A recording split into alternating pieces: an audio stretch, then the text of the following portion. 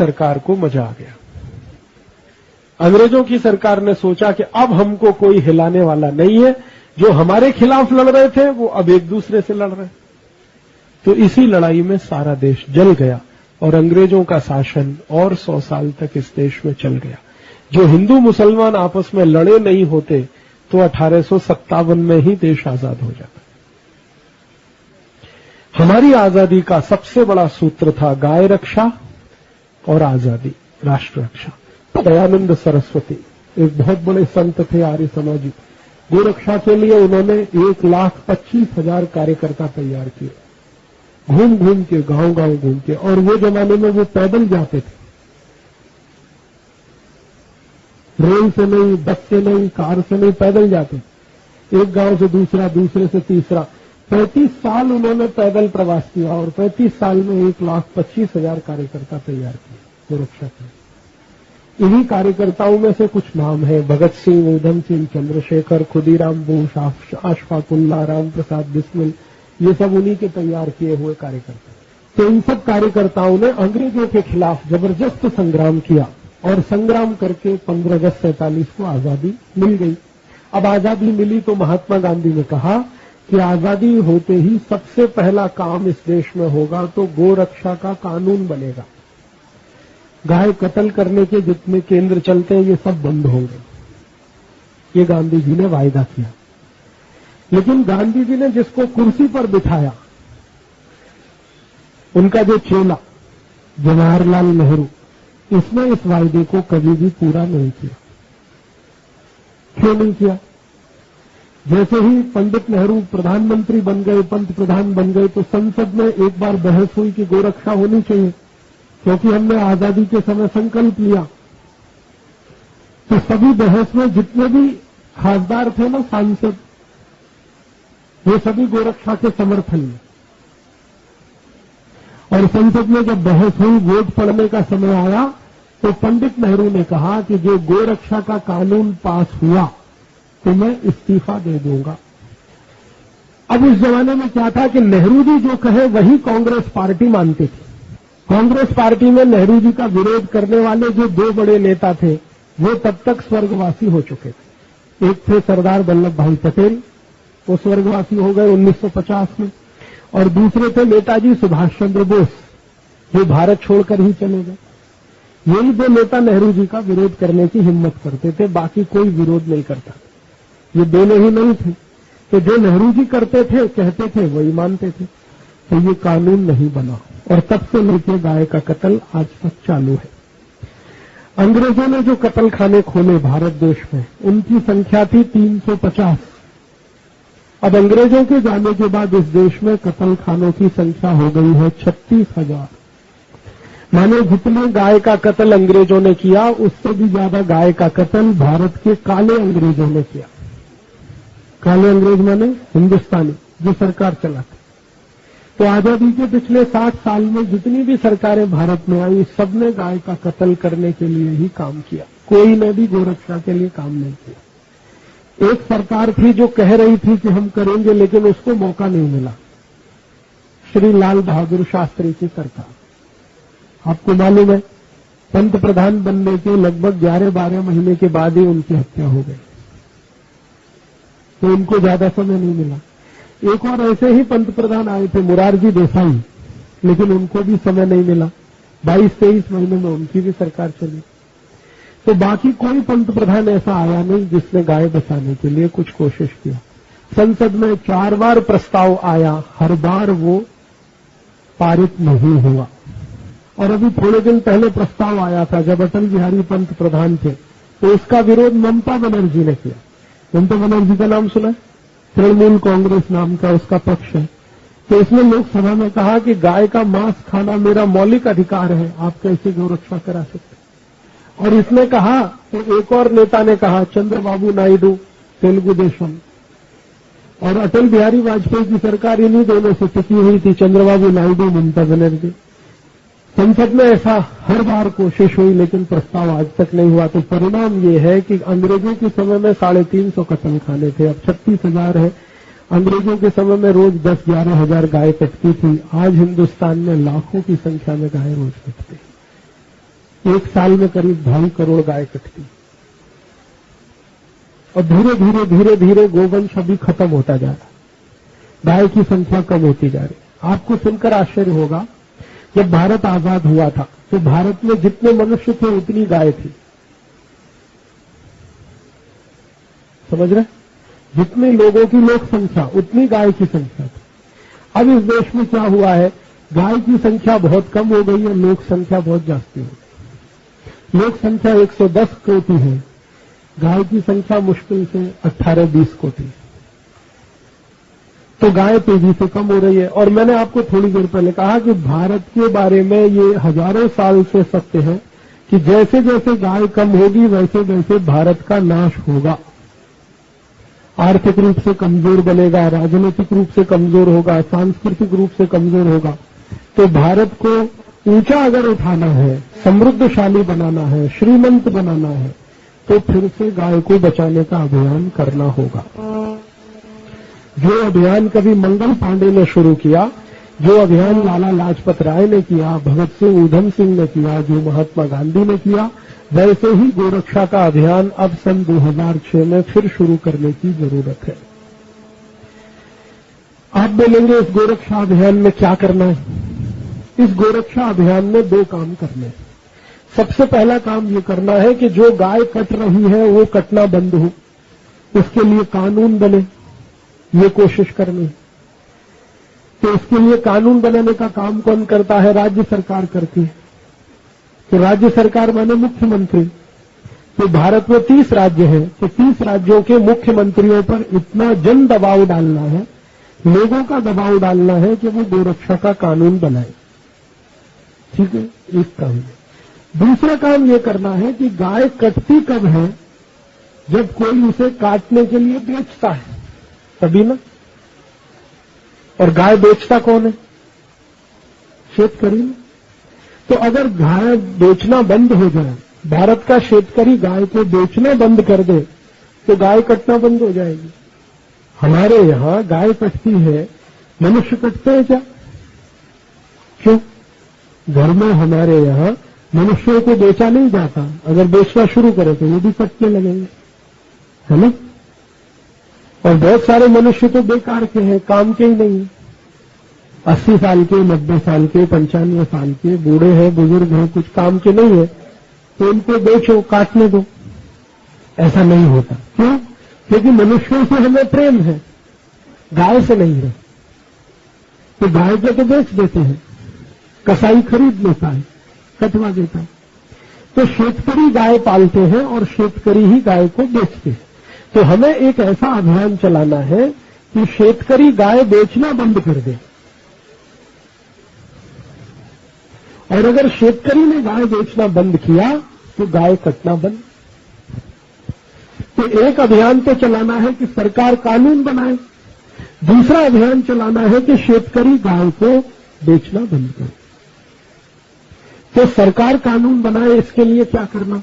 इसके लिए गांव-गांव से, शहर-शहर से, नगर-नगर से हजारों की संख्या में, लाखों की संख्या में मुख्यमंत्रियों को खत लिखना, खत लिखवाना, राज्यपाल को, मुख्यमंत्री, और उसमें एक ही मांगनी करना कि गोरक्षा के लिए कानून बनाओ, और कानून बनाया है तो सख्ती से पालन करो। जब गांव-गांव से ये मांग शुरू हो जाएगी और फिर लोग ये कहेंगे कि अगर तुमने गोरक्षा का कानून नहीं बनाया तो हम वोट नहीं देंगे, नोट भी नहीं देंगे। नोट माने टैक्स नहीं देंगे और वोट नहीं देंगे, फिर देखो तुम क्या करो।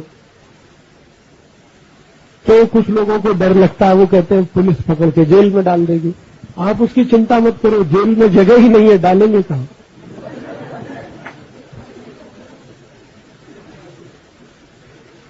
भारत में बहुत सारी जेल में मैं जाके आया।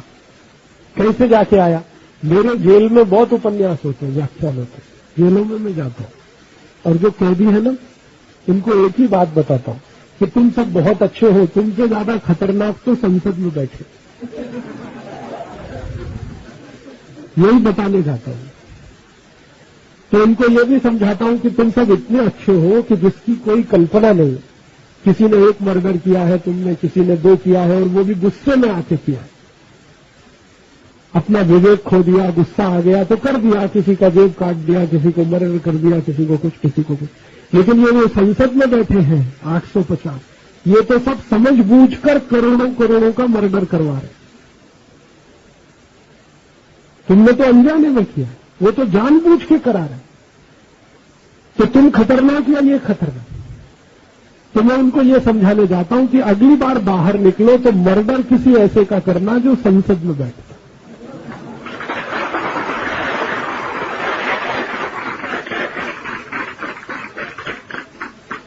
गांव में रहने वाले सीधे साधे लोगों का मर्डर करने से क्या लाभ?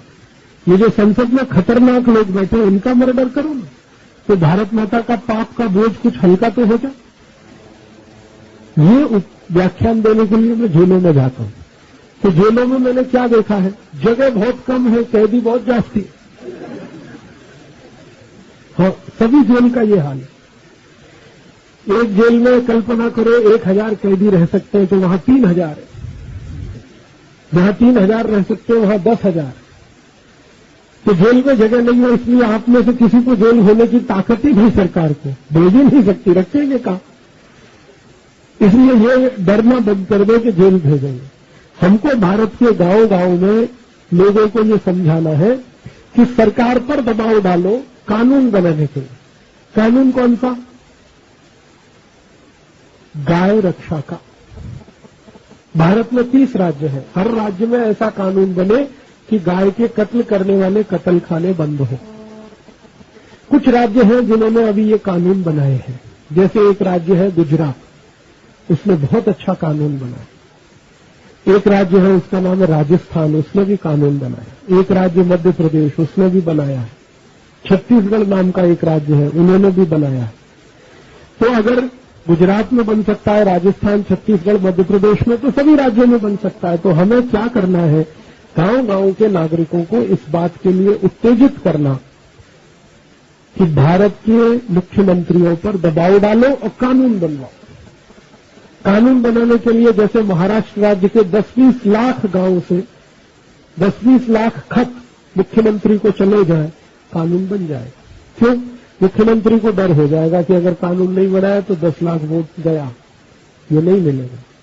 और हर पुढारी वोट से डरता है, बाकी किसी चीज से नहीं डरता। वोट अगर कम हुआ तो सब पुढारी डरते। तो हमें ये अभियान चलाना है, गांव गांव में शिक्षण देना है, जागृति पैदा करनी है। सभी गांव वाले नागरिक सरकार को खत लिखें 50 पैसे का। और दूसरा कि जो शेतकरी गाय पालते हैं उनको बोलना है कि गाय को बेचो मत, घर में रखो। तो शेतकरी क्या कहते हैं मैं सुनाता हूं। वो ये कहते हैं कि गाय बूढ़ी हो गई तो क्या करें? तो मैं कहता हूं हमारे आई वड़िल भी बूढ़े हो गए तो क्या करें? अगर गाय बूढ़ी हो गई और इसलिए बेच रहे हो तो आपके आई वड़िल भी तो बूढ़े हो गए, उनको भी बेचो, कटने दो फिर। अगर आपके आई वड़िल को नहीं बेच सकते तो गाय को कैसे बेच रहे? बूढ़ी हो गई तो हो गई, हम भी बूढ़े होंगे एक दिन। गाय बूढ़ी हो गई तो क्या? बूढ़ी हो गई, जब उसका आयुष्य पूरा हो जाएगा तो उसकी स्वाभाविक मृत्यु हो जाएगी, और मृत्यु होने पर उसका अंतिम संस्कार करेंगे जैसे हमारे आई वड़िल का करते। यही तो होता है ना। तो गाय बूढ़ी हो गई तो बेचने का क्यों? घर में रखो उसको। तो शेतकरी ये कहते हैं कि ये किसी काम की नहीं है। बूढ़ी हो गई तो किसी काम की नहीं है। क्यों? क्योंकि दूध नहीं देती, ये उनका तर्क है। दूध नहीं देती, घास चारा खाती है। तो हमें शेतकरी समाज को ये समझाना है कि भले गाय दूध नहीं देती लेकिन मूत्र तो देती है, शेन तो देती है, और गाय के मूत्र से और गाय के शेन से 48 किस्म की औषधियां बनती है। और उन औषधियों को बाजार में बेचें तो हर साल 2 से 2.5 लाख रुपए की इनकम हो सकती है हर साल। एक गाय की अधिकतम आयुष्य कितनी है? 20 वर्ष। और एक वर्ष में वो 2-2.25 लाख रुपए की इनकम देती है, तो कुल 40 लाख रुपए की इनकम हो गई उसके जीवन में। गाय के शेन और मूत्र से। दूध वाली इनकम तो जोड़ा ही नहीं मैंने। हाँ, ये कैसे हो सकती है? ये ऐसे हो सकती है कि गाय का जो मूत्र है ना, उससे दवा बनती है, औषधि। औषधि बनाना बहुत आसान। गाय के मूत्र से अस्थमा की औषधि बनती है, अस्थमा दमा। गाय के मूत्र से ट्यूबरकुलोसिस की औषधि बनती है। गाय के मूत्र से बवासीर, मूलव्याध, भगंदर की औषधि बनती है।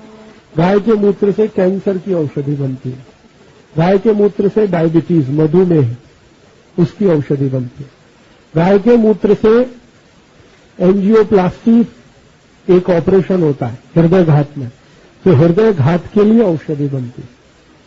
ऐसे 48 रोगों की औषधि गोमूत्र से बनती है और कोई भी शेतकरी बना सकता है, बना के बाजार में बेच सकता है और बेचकर पैसा कमा सकता है। तो गाय के दूध से जितनी इनकम नहीं होती, आमदनी नहीं होती, उससे जास्ती मूत्र से हो सकती है। मेरे अपने गांव में मैंने ये शुरू किया था अभियान।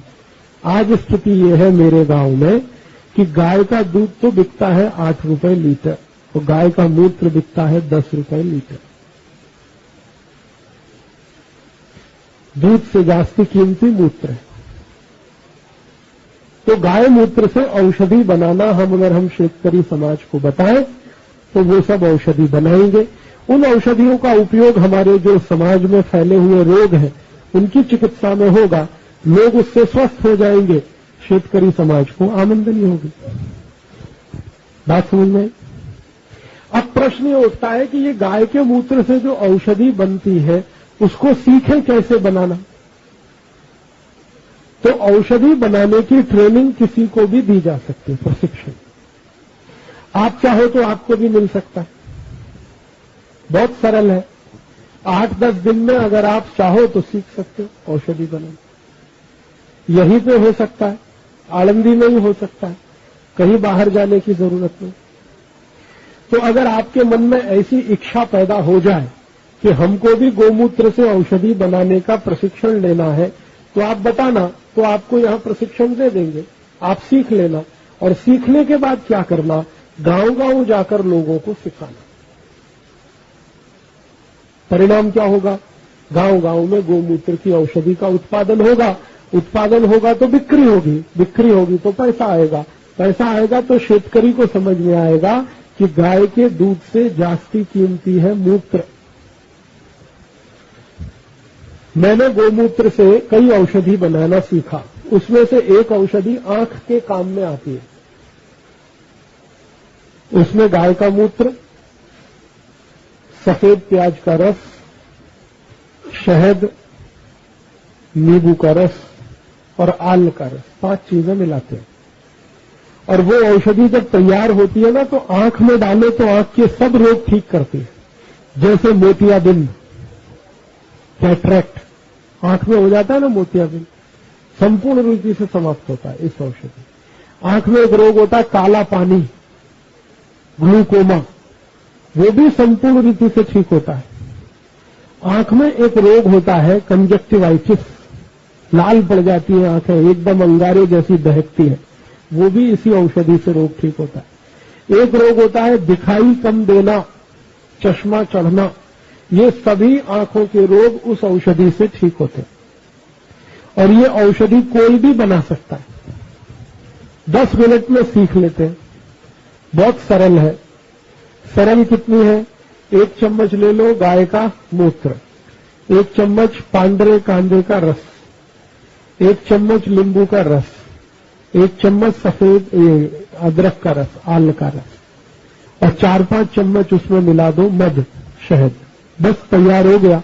उसको घोल के आंख में डाल दो। ये औषधि अगर गांव-गांव में बने, बाजार में बिके तो इसकी कीमत 500 रुपए लीटर है। 1 लीटर औषधि 500 रुपए की, 1 लीटर दूध गाय का 8 रुपए और औषधि बन गई 500 रुपए लीटर की। और इस औषधि को दुनिया में एक्सपोर्ट करें तो हर देश में इसकी मांग है, क्योंकि आंखों के रोगी भारत देश में 25 कोटि है। 25 कोटि दर्दियों को आंखों का रोग है। तो गांव-गांव में ये औषधि बना के हम बताना शुरू करें, लोगों को सिखाना शुरू करें, लोग इसको बना के बेचना शुरू करें, लाखों करोड़ों रुपए की इनकम होती है। तो गाय भले बूढ़ी हो गई, दूध नहीं देती है, मूत्र दे रही है, उसके मूत्र से औषधि बना। ऐसी गोमूत्र से औषधि बनती है बालों के लिए। बाल झड़ गए हैं, सफेद हो गए हैं, तो गाय के मूत्र में थोड़ा दही मिलाओ और मालिश करो तो बाल झड़ना बंद हो जाते हैं, काले हो जाते हैं। ऐसे ही किसी को कब्जियत हो गई है, कॉन्स्टिपेशन हो गया है, संडास साफ नहीं होती है, उसको बोलो सवेरे आधा कप गोमूत्र पियो, 3-4 दिन में एकदम पेट साफ होने लगेगा।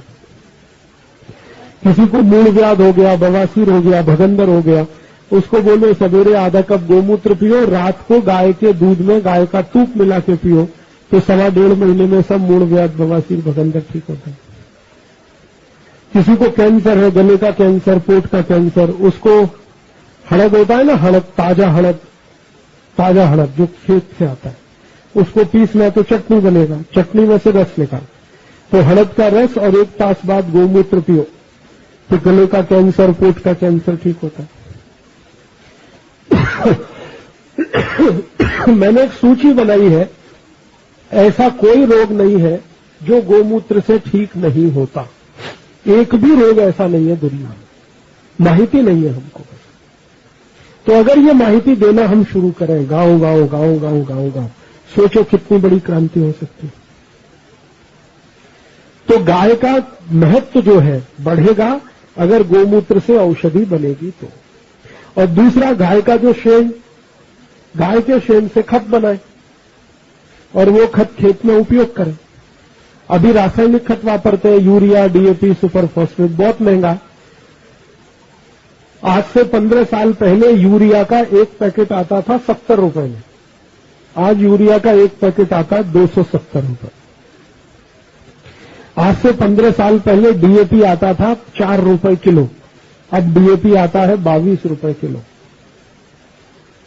आज से 15 साल पहले सिंगल सुपर फॉस्फेट आता था 2.5-3 रुपए किलो, अब सिंगल सुपर फॉस्फेट है 20-22 रुपए किलो। खेती में काम आने के लिए डीजल वापरते हैं, डीजल आता था 3-3.5 रुपए लीटर, अब डीजल है 40 रुपए लीटर। तो शेतकरी समाज को अगर हम ये समझाना शुरू कर दें कि आप यूरिया, डीएपी, सुपर फॉस्फेट जो वापर रहे हो ये तो महंगा होता जा रहा है, और इसके महंगे होने से खेती का लागत खर्च बढ़ रहा है, और लागत खर्च जब बढ़ता है तो आमदनी कम होती है, और शेतकरी वर्ग की आमदनी कम होगी तो वो गरीब होगा, और गरीब होगा तो आत्महत्या करेगा। इसलिए दर वर्षी महाराष्ट्र में हजारों शेतकरी आत्महत्या करते हैं। आपको तो माहिती है, पिछले साल 5,800 शेतकरी आत्महत्या किए महाराष्ट्र में। संपूर्ण भारत में 56,000 शेतकरियों ने आत्महत्या की। तो अगर शेतकरी समाज की आत्महत्या रोकनी है तो उनको एक ही उपाय है कि वो खेती में गाय का शेण वापरना शुरू करें, तो यूरिया, डीएपी का खर्चा उनका शून्य हो जाए, तो लागत खर्च शून्य हो जाए, तो खेती में लाभ ज्यादा हो। अब बहुत सारे शेतकरी मुझे ये सवाल उठाते हैं, शायद आप कहोगे तो आपको भी उठाएंगे, कि अगर हम यूरिया, डीएपी नहीं वापरेंगे तो उत्पन्न कैसे आएगा। उनको ऐसा मन में भ्रम हो गया है, मानसिक स्थिति उनकी ऐसी हो गई है कि खेती में जास्ती उत्पन्न लेना है तो यूरिया, डीएपी ही लगता है, ऐसा उनको मन में है। पहले मेरे मन में भी था। फिर मैंने एक बार क्या किया कि यूरिया, डीएपी में क्या क्या केमिकल होते हैं उसका परीक्षण किया, तो पता चला कि यूरिया में 3 केमिकल है, नाइट्रोजन, फास्फोरस और पोटाश। डीएपी में एक ही है, सिंगल सुपर फॉस्फेट में एक है। लेकिन गाय के शेण में 17 केमिकल है। गाय के शेण में यूरिया भी है, नाइट्रोजन भी है, फास्फोरस भी है, पोटाश भी है, कैल्शियम है, मैग्नीशियम है, सिलिकॉन है, आयरन है, कोबाल्ट है, ऐसे 17 केमिकल है। तो गाय के शेण की जो क्वालिटी है, गुणवत्ता है, वो यूरिया से जास्ती। जब मैंने इसका परीक्षण कराया तो दिल्ली की एक प्रयोगशाला में कराया था। फिर मैंने मेरे क्षेत्र में वापरना शुरू किया, तो मैंने देखा कि यूरिया, डीएपी से जितना उत्पन्न आता है उससे जास्ती दुप्पट उत्पन्न गाय के शेण से आता है। तो शेतकरी को बस ये बताने की जरूरत है कि आप गाय के शेण से उत्पन्न करना शुरू करो खेती में। अब वो पूछेंगे कि गाय का शेण कैसे वापरना खेत में, तो इसका एक फॉर्मूला बनाया मैं, वो आपको मैं बताता हूं और आप उसे याद रखो।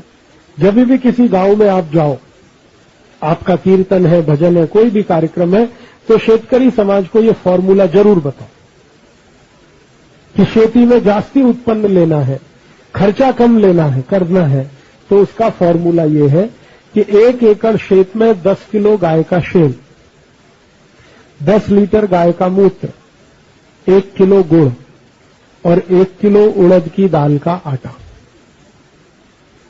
4 चीजें, 10 किलो गाय का शेण, 10 लीटर गाय का मूत्र, 1 किलो गुड़ और 1 किलो उड़द की दाल का आटा, ये चारों वस्तुओं को मिलाना, मिला के प्लास्टिक के ड्रम में रखना, 20 दिवस पर्यंत रखना। 20 दिवस तक क्या करना, सवेरे शाम जब सूर्योदय सूर्यास्त होता है ना, तो डंडे से इसको मिलाना, गाय का शेण, गाय का मूत्र, गुड़ और उड़द की दाल का आटा। 20 दिवस में ये तैयार हो जाता है। फिर इसमें क्या करना, 100-125 लीटर पानी मिलाना, और पानी मिलाकर जो घोल आ गया, अब इसको खेत की माटी पर स्प्रे करना है, छिड़कना। कैसे, अगर खेत खाली है, उसमें कोई पीक नहीं है, तो वो जो स्प्रे मशीन आती है ना, उसमें भर के स्प्रे कर सकते। और अगर खेत की माटी में कोई पीक है और पौधे बड़े हैं, तो जब आप पानी लगाते हो ना, पानी, तो पानी के साथ इसको मिला देना, तो खेत में पूरा फैल जाए। पानी के साथ कैसे मिला सकते हैं, पानी लगाने के लिए तो कुछ न कुछ रास्ता है, नाली, उसके ऊपर एक प्लास्टिक का ड्रम रख दो, इसमें ये घोल भर दो, नीचे एक नल लगा दो, तो जब पानी जाएगा नल खोल दो तो टपक टपक टपक उसमें मिल जाएगा, खेत में चला जाएगा। है सरल पद्धति, कोई भी कर सकता है। तो फॉर्मूला अपने को ये बताना, पीक कोई भी है, तुअर का दाल है, मूंग का दाल है, उड़द का दाल है, या तो गेहूं का पीक है, चावल का पीक है, भाजी पाला है, कुछ भी है, फॉर्मूला एक ही है, 10 किलो गाय का शेण, 10 लीटर गाय का मूत्र, 1 किलो गुड़, 1 किलो उड़द की दाल का आटा। अब कोई ये पूछेगा कि इसको कम जास्ती कर सकते हैं क्या? कर सकते हैं। कितना कर सकते हैं? अगर इसको जास्ती करना है तो 10 किलो शेन की जगह 30 किलो तक शेन कर सकते हैं, और मूत्र 15 लीटर तक कर सकते हैं, 15 से 20 लीटर, और गुड़ 2 किलो तक कर सकते हैं, और उड़द की दाल का आटा 2-2.5 किलो तक। इससे जास्ती नहीं कर सकते। समझ गए? अगर इससे जास्ती किया तो तकलीफ आ जाएगी पीक में। तो 10 किलो शेन से लेकर 30 किलो तक शेन, 10 लीटर मूत्र से लेकर 20 लीटर तक मूत्र, 1-1.5 किलो तक गुड़ और 2-2.5 किलो तक उड़द की दाल का आटा, ये चारों मिलाना, प्लास्टिक के ड्रम में रखना, 20 दिवस पर्यंत उसको सवेरे शाम डंडे से घुमाना। 20 दिवस बाद उसमें फिर पानी मिलाना। पानी कितना मिलाना? जितना शेण है उसका 10 पट पानी। अगर शेण 30 किलो है तो 300 लीटर पानी, 10 किलो शेण है तो 100 लीटर पानी, 20 किलो शेण है तो 200 लीटर पानी। अब ये पानी मिला घोल है, इसको खेती में डालना है। इसी से पीक जबरदस्त होता है। गेहूं का, चावल का, ज्वारी का, तुअर का, मूंग का, उड़द का, कोई भी पीक है, कापूस का, वो भी सब, सभी पीक के लिए एक ही फॉर्मूला। अब एक और कि जब ये हम पीक में लगाएंगे तो कितने दिवस में इसको वापस कर सकते हैं? तो इसका फॉर्मूला है कि हर 20 दिवस में आप इसको फिर से कर सकते हैं। आज अगर आपने डाला तो 20 दिवस नंतर फिर डाल सकते। का पीक है तो 6 बार डाल सकते हैं। तो हर 20 दिवस पर ये हम डाल सकते हैं, और ये डालने से जबरदस्त उत्पन्न आता है खेती में। 1 एकड़ खेत में 33 कुंटल तक गेहूं आ रहा है। 1 एकड़ खेत में 70 से 80 टन तक ऊस आ रहा है। इतना जबरदस्त उत्पन्न। 1 एकड़ खेत में 30-32 कुंटल चावल आ रहा है। मेरा एक दोस्त है, वो भाजीपाला करता 25 एकड़ खेत में, रोज का उसका 5000 किलो भाजीपाला टूटता है। रोज का 5000 किलो, 5 टन। और 10 रुपए किलो का भी भाजीपाला बिके तो 50,000 रुपए रोज की आमदनी, जो किसी धंधे में नहीं है, वो गाय के शेण से, गोमूत्र से होती है और खेती में होती है। इसलिए शेतकरी को गरीब होने की जरूरत नहीं है। शेतकरी अगर गरीब है तो वो अपनी गलती से है। यूरिया डीएपी डालने के